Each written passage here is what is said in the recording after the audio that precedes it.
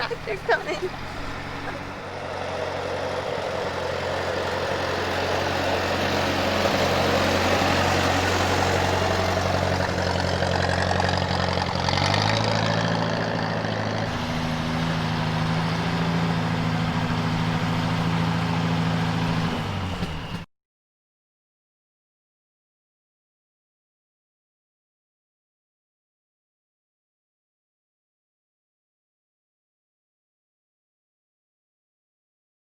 Nice simple question, Jana, to start with. What? Because I went to grad school, and I left New York City and went to grad school in Iowa, where I stayed with Hans Brader in the intermediate department and found performance art. And then I came back to New York City thinking I'd see a lot of performance art, but it seemed like it was in some gallery openings where you could go see the performance, but then it seemed as if it was just something to entice people to come to the opening, as opposed to being the artwork for the gallery. Like the paintings and sculptures would be on the floor, and the performance artist would make some piece, and then they'd be gone. But you couldn't really make a mess. You couldn't make something long, it seemed. And I'd just been studying this for 3 years, and I feel it's an art form on its own. So I tried organizing events. I started finding performance art events in other countries and going there and then inviting those artists to New York, because it's kind of, prestigious, I guess, to have New York on your CV. And then I tried organizing events, and we kept getting thrown out, and people said it was too weird. So the only way to really have a consistent space was to rent one. And Melissa, my friend Melissa, was running her studio upstairs. And this space was empty for like 2 years at 840 Broadway in Brooklyn. So I rented that.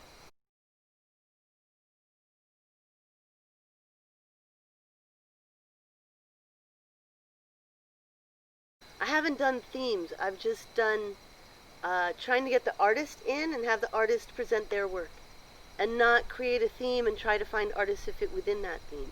So sometimes if we have a series of artists in one night, I'll try to find a theme within their descriptions of their work, and it may be some kind of silly sounding creative theme for the night. But for the most part, I'm trying to focus on presenting performance artists and not creating a theme and fitting people into it. So that goes with egészségre as well. You say it better than I do because it's a Hungarian word. But we did have an evening where Mobius in Boston had done an exchange with artists in Poland. And the Boston artists had gone to Poland, and the Polish artists had come to Boston. And I invited them to come and present at egészségre one night. So that did have a theme that went with that series.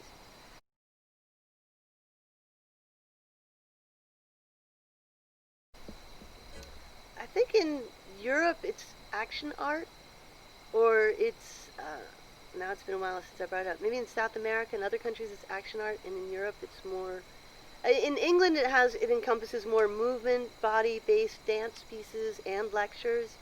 It's more broad. The Live Art Development Agency kind of helped create a broader concept of what performance art is. I think in Manhattan, in the States, it used to be more monologue-based. And the action art that I think of as international performance art that I studied in grad school and that I see at other festivals around the world is not monologue, it's not dance, it's not lecture. It's a certain art form of its own that you understand it when you see it, but can be kind of difficult to describe. So in Europe, they continued with performance art. It's where in the United States, in the 80s, a lot of artists lost their funding from the National Endowment for the Arts and Jesse Helms and this very conservative movement where they found that some of the artists that they had given individual grants to were considered obscene. Even if they were gay, they were considered obscene. If they were feminist, they were considered obscene. So it was very strict. So the artists had to give the money back. They eventually kept it, but the individual art grants were then canceled from the National Endowment for the Arts. And so that kind of work, if you were showing that kind of work, which tended to be body-based action works, were very difficult to present because the government wouldn't give you any funding to help keep your space open. Whereas that didn't happen in Europe. In Europe, I think that, I can't speak for all of Europe, but I think Europe has better arts funding, better understanding of culture and how culture is important to our society than in the United States. It's kind of a concept leap for us here. But I think it's continued, even though in Europe it's also kind of a fringe art. I think also it's not like it's a really mainstream art form either. But in Asia, performance art is done really, really well. And Jason Moon has a huge archive, and he's had exhibitions of works that from like the 50s through till now, constant, lots of performance art making. So I think it's different between Asia, Southeast Asia, Europe, and then South America and Central America. And Africa has a whole nother movement that I haven't been able to really become acquainted with yet. Other people I know have. I haven't. Grace Exhibition Space is a name that came about with my friend Melissa. We had gotten a lease in August. We had the first show happening in September, and we needed a name. So we were thinking of healing space, positive vibrations, and finally we settled on Grace, which is my mother's maiden name, and it seemed to embody everything that we wanted to do through the space, which was a place where you can do something you can't do somewhere else, a place with kindness, with acceptance, and an acknowledgement to my mom. And we needed the name, is it Grace Gallery? What else? And Melissa immediately said, Grace Exhibition Space. Awesome. Okay, good. We have a name.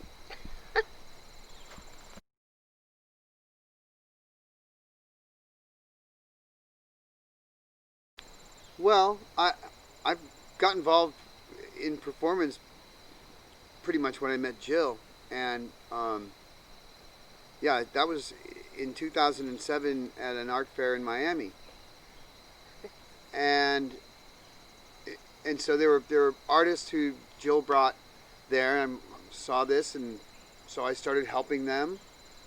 What the hell are they doing? And then we not too long after that, Jill had an event in the space. I was like, okay, and I went and helped set it up, and it's like, wow, it's getting even weirder. And yeah, and then one thing led to another, and I was going to performance festivals and meeting more artists, and then sort of jumped into presenting performances of my own, kind of realizing that the rules of art apply, even though there's not necessarily a medium. It's more like the whole world is a medium. Everything is a tool that can be used to present performance. So like even the audience's feelings about it are a tool that you can use in the performance, or just like whatever objects or any ideas can all just be wrapped up into this. So that's how I got involved, and how I began practice of that.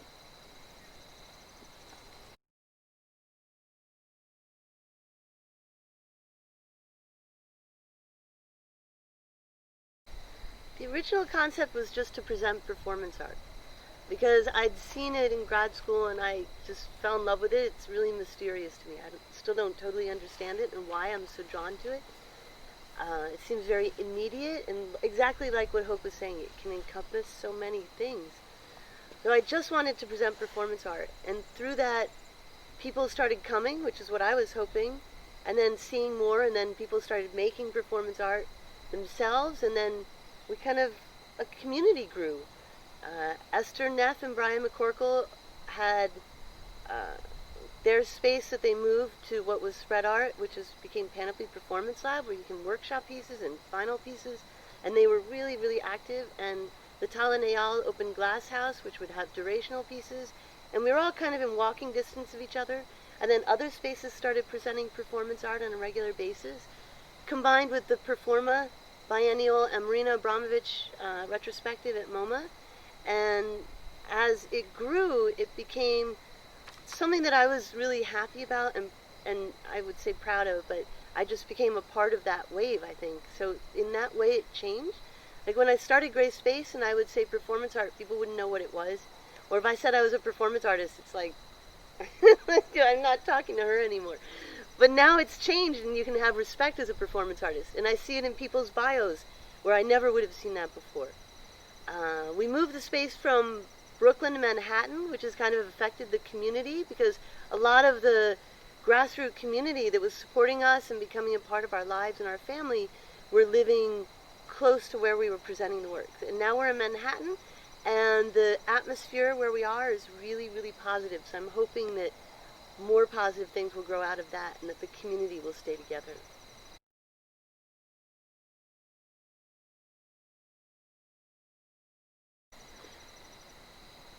Well, we got the place painted, yeah, and and then just the figuring out the routine of what artists would need, and getting the making the show happen basically. So that at first it was a lot of standing around scratching our heads like, what the hell are we doing?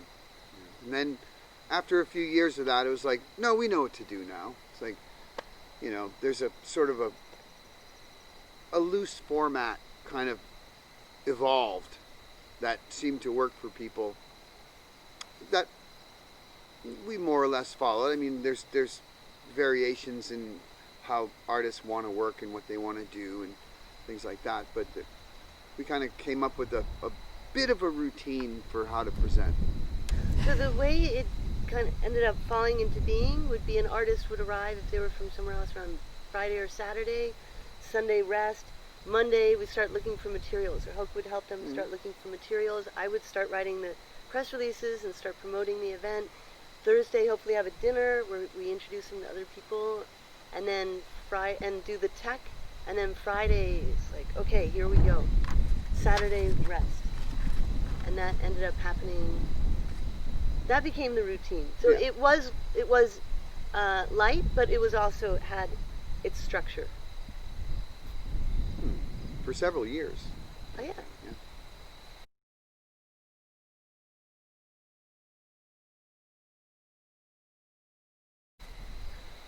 That's on you, baby. No, you have a different take than I do. I do. I'm like a nuts and bolts guy. In person. We're gonna do this and set the lights up and make sure everything is good. And now COVID happens, and we have Alex Romania. Thank God for him. Running the Zoom, doing all that stuff. Now I'm kind of like, I don't have much to do for the space. So once we can do in-person events again, then I'll be back in the game, kind of. But Yay. I'll just smile on camera. How did things change? How did we prepare for COVID? Well, we already had a grant for the Lower Manhattan Cultural Council. We had to do our programming. We had the artists lined up.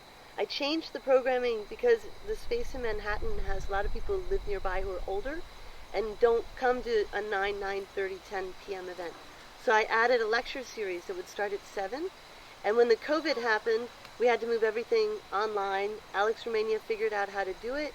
And it was a little rough at first, but we kept the program the same.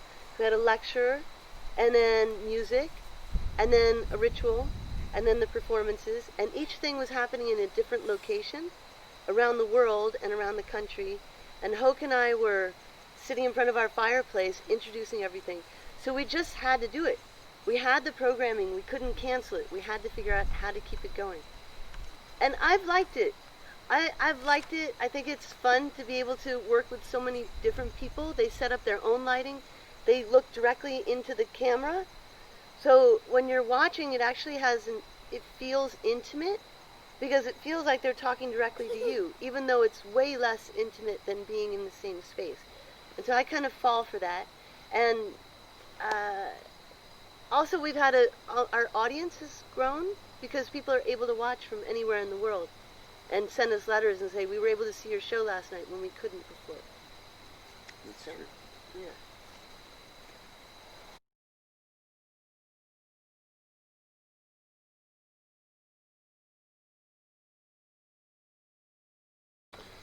I think live streaming the events directly from the camera would be super cool if that was possible.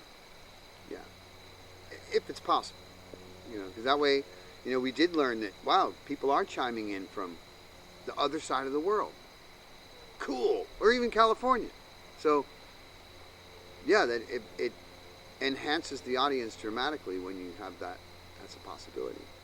The program we did in the spring, where Hoke and I would introduce the artist, and then the lecture would happen, then it would come back to us, and then we would thank the person for the lecture, and then, okay, introduce the musicians. It totally felt like a TV show. And Alex Romania was the producer, and we had our own TV show. And it was kind of fun. I would like to figure out how to keep with this format in the future, but I'm not exactly sure.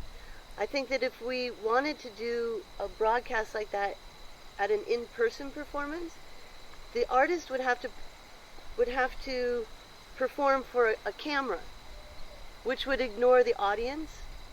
Or if the performer is performing for the audience that's in the room with them and they become a part of the piece, you're sort of, as the filmmaker, you're a little bit separate. It doesn't have that intimate connection. You're just filming a room with something happening in it.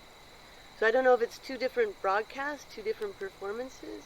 I don't know. I would say just try it for a while. Just like somehow getting whoever is the document person, and then that camera could also, as it's recording, also just be like shooting out whatever it is that the camera's picking up.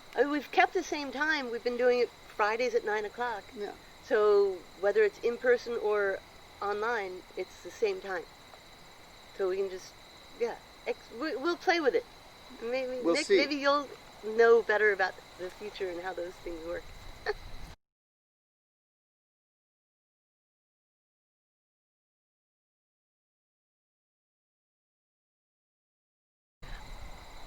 I started out in college as an English major, and I focused on the 17th century wits, who were very political and satirical.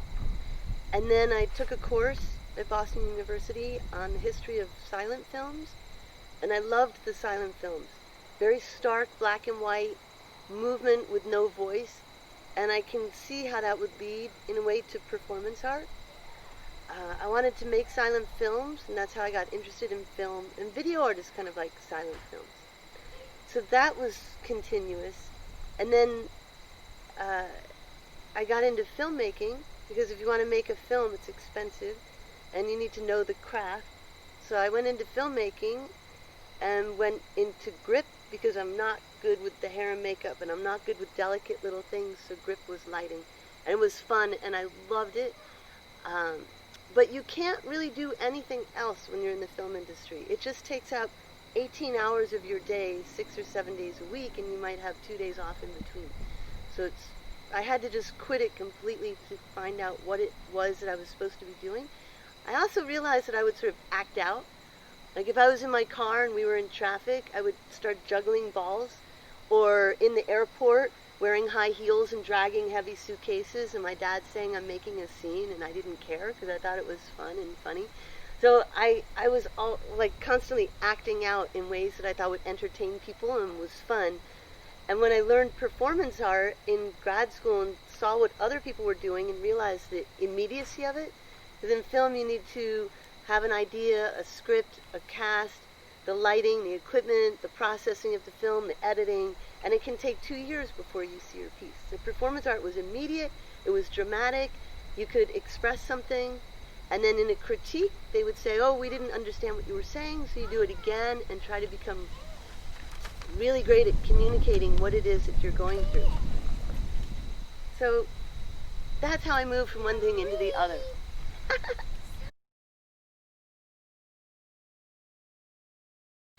I do.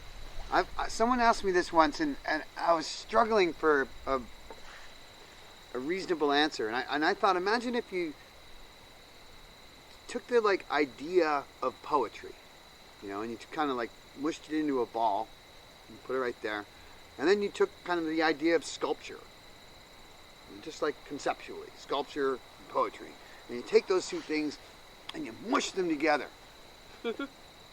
and then you end up with a mess on the floor you have to mop up. What about dance and theater? Dance and theater seem so well defined. And in the kind of work that we've presented over time, you'd see elements of both in it. And I think it's more of an approach coming from sort of like painting and sculpture and maybe music more so than theater and dance. When I met Hoke, I was trying to explain what is performance art. And I said, well, it's not dance, it's not theater, it's not spoken word, but it could be all of those things. When I got out of grad school and was looking for performance artists, and I found this organization that had just started called the International Association of Performance Art Organizers, that came out of a performance festival that Roy Vara had organized in Finland. And a lot of people went there and realized they were organizers and had no way of communicating with each other, that they hadn't. So they were starting a new organization. I went to Boris Nielsen was hosting the first meeting in Essen, and I went to that, and we had, it'll be online, Eric Letourneau and Sylvie Ferret and Roy Vara and Boris Nielsen and from Israel, Hadina Baran, and from Lithuania and Czechoslovakia, Martin Zet and Radas Dircit. And we worked very hard all day long, 12-hour days, trying to write the mission statement, the mandate, how we were going to get funding, who was going to build the website, how we were going to do all of that. So out of that came, and before websites and before blogs and Facebook and all that, there would be email list servers, and we all would communicate in the email list. And new people would join the email list. Like Verena Stunk said that she would be reading the emails. And occasionally a new person would come on and say, I'm really interested in performance art. I want to learn more about it. But could you please tell me, what is performance art? And then all of us would be like, it's very hard. Here we go again. Like, nobody really has a definitive answer. Maybe Rosalie Goldberg does. It's very hard to define because life is performance art. Life can be seen as an art. And there's performativity. I think there's a performativity of what Fred is doing. I don't know if he's doing performance art because there's not like an intention to the action. And I think performance art comes from the studio arts of painting and sculpture. When we make performance, it's very visual. We write it ourselves. We create it ourselves. We think about what people are going to see, what the visual is, what the perspective is, what the depth is. These are all things you think about when you're making a sculpture and a painting. With theater and dance, there tends to be less independence of the artist as a sole creator. With dance, traditionally, there would be a writer, a director, a casting agent, a crew of actors and dancers who were told what to do by the choreographer or the head of the dance company or the head of the theater. And the actor would have their own skill in creating a beautiful creation of that character. However, it's not necessarily something that they created themselves. So I think that trying to find the answer of what is performance art through the histories of theater and dance is very confusing. But if you look at performance art from the history of painting and sculpture, it starts to make a little more sense. Nice. Okay.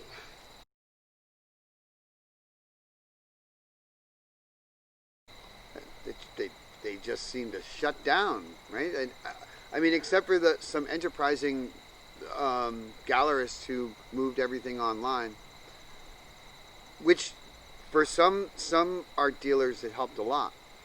So, and as far as like performance venues go, or music venue or anything like that, that's done for a while, until we can have in-person events. And of course, we've all been watching videos on the internet of musicians and people doing things, so that's the impact. It had to go all virtual, right? Yeah. Does that answer the question? Panoply's or Esther's doing things monthly, I think, or bi-week, online also. But now we have this challenge of moving outside. Like, where are we now? We're outside. So we love being outside. And the idea of going outdoors shouldn't be something scary to people or a whole new concept. I think things are starting. Jana Astanov put together a show in Long Island City that was outside, and people were scared. People were like, "What are you doing? What if this is going to make people sick?" I went. I had my mask on. Everyone else had their mask on. Was on the water. The seeing performances, being together as a community, seeing friends was just like, made us want to cry how much we missed that. But I think that moving things outside is okay, and people are experimenting with that now. In the city, they're doing concerts where people sit all separate. But I like, if it bring people outside, that's good and that's healthy for us.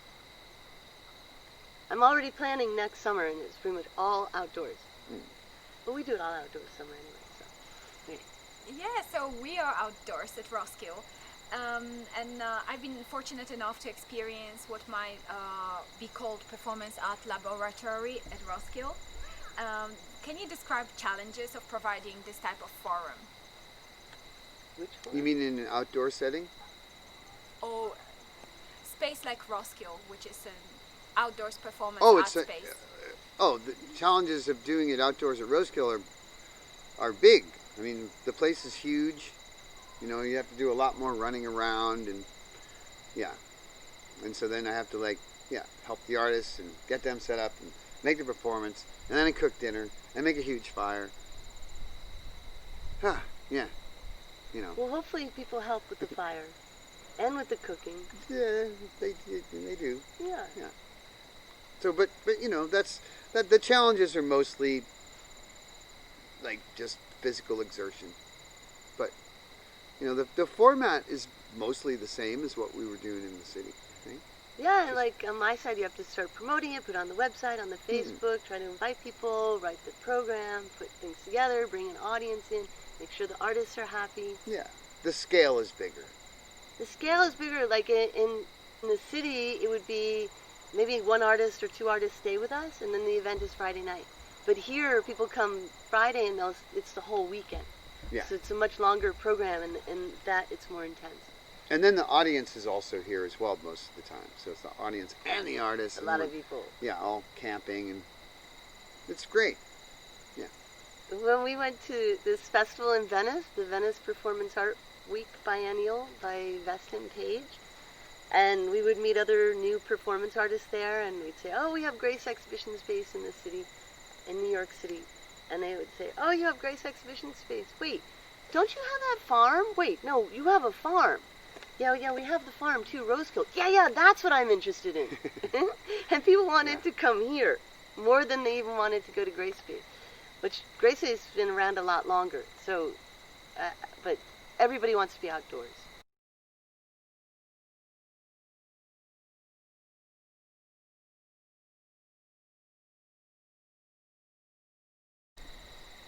Yeah, moving the artists out of the gallery, what we have, the gray box, and putting them in a green and blue world sort of definitely changes the way people approach their ideas.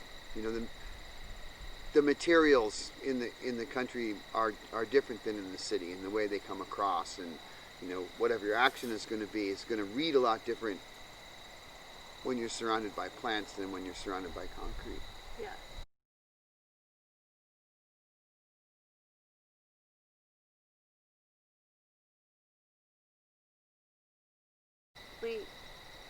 We moved our programming online, but we still have the space at 182 Avenue C, and it took a lot of work to get the lease. We have a 10 to 15 year lease. So it's a question of whether or not we should just close it all together and just go online, or continue to have the physical space. And with the physical space, there's Dee Dee Mosher, who works with permaculture and performance and sculpture and natural products. She makes these bokashi balls, which you can throw in the river and they'll clean the river. She's been using this because she lives in the East Village, just a few blocks away, and the space is empty and she can be the only person in the space. She's been going and using this space since April, and giving people one-person tours through the space, and then the window becomes like a stage, and now she's moving the programming outside to the plaza in front, and she has a series of programs coming up there. We have some Brazilian dancers that are going to rehearse, and people are going to do storytelling and map making. So we've been able to, by that moving outdoors, we've expanded our space, and the people who run the building that our space is in, it's a housing project, they love what we're doing, and they love that we're bringing the art to the plaza. So that's something that's happening faster, like the way things online are happening faster. Us using the space outside is happening faster. The next artist who's going to be in there is Teresa Burns. She's going to be using the space for probably the next 4 months or so, making performances and probably paintings and things. So we still have an in-person, in-house action happening. And because we had the programming all set up, we continued it online. But you're right, we weren't getting the money at the door anymore. And we had an insurance policy that Quinn helped us set up, made sure we got it, did all the work it took to set that up. And then the insurance company called us and told us that we had a policy that would help with that. So we weren't able to recover the rent or any major expenses, but we were able to make back some of the door money. So it's not very much, but it helps. It kept us from having something in the bank.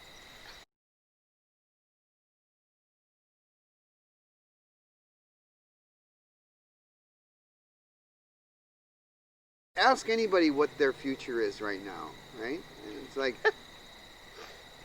we're going to continue to do things online, and when we can do in-person events again, I'm looking really forward to that.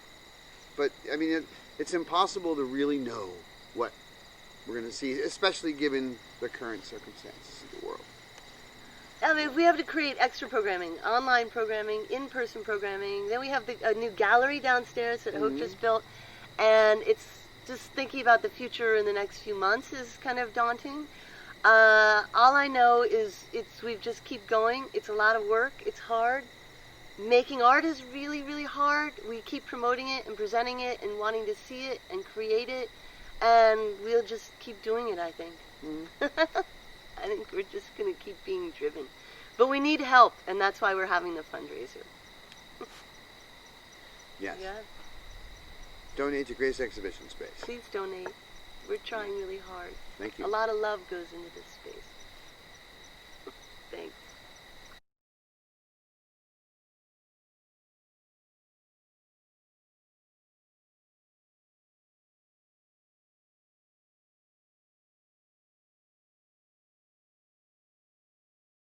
The community of artists that we have all over the world that we're friends with and love and adore and stay in touch with, and we all care for each other.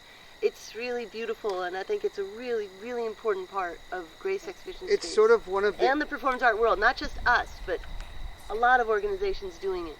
Yeah. Like one of the unintended consequences of having this space was the community that kind of arose around it, and there was, we're not the only ones responsible for that, because there's other places and people doing things, but it seemed there was a few moments where we were a bit of a hub for this kind of activity. Yeah, and all the beautiful people that we met and who come through our lives and that affected our lives in great ways. Yeah. That's yeah.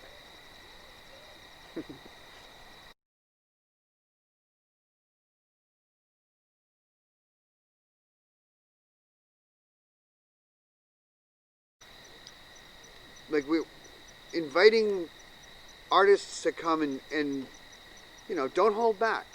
It's like, and I would say, we try and maintain this very strict no rules policy, for the artist, and we want them to do the best, given what maybe limited resources we have, but it's like, let us have it. Like, let's see, and then other people see that and they're like, oh wow, my mind's blown, and the next thing you know, like, they're presenting something that's unbelievably cool. So, and it just that kind of thing snowballs, and yeah, maybe we made a little peck at culture somehow. And the artists, we don't just, it's not a free-for-all, it's not a sign-up list, I did an open call once. It's not that just anybody can go and show up and present their work. We get to know the artists. We hope we become familiar with the work, even if it's someone who has never done it before but is passionate about making a piece. We'll let them do that. It's people who have been doing this their whole lives, people who are in their 60s and 70s, people who are new in their early 20s, and just starting out, it's all of those things. So we do allow that to happen, and it's really important that the artist's vision is made. That we don't say, no, you can't do that, I'm sorry. We don't have the means for that. We do whatever we can to make that happen.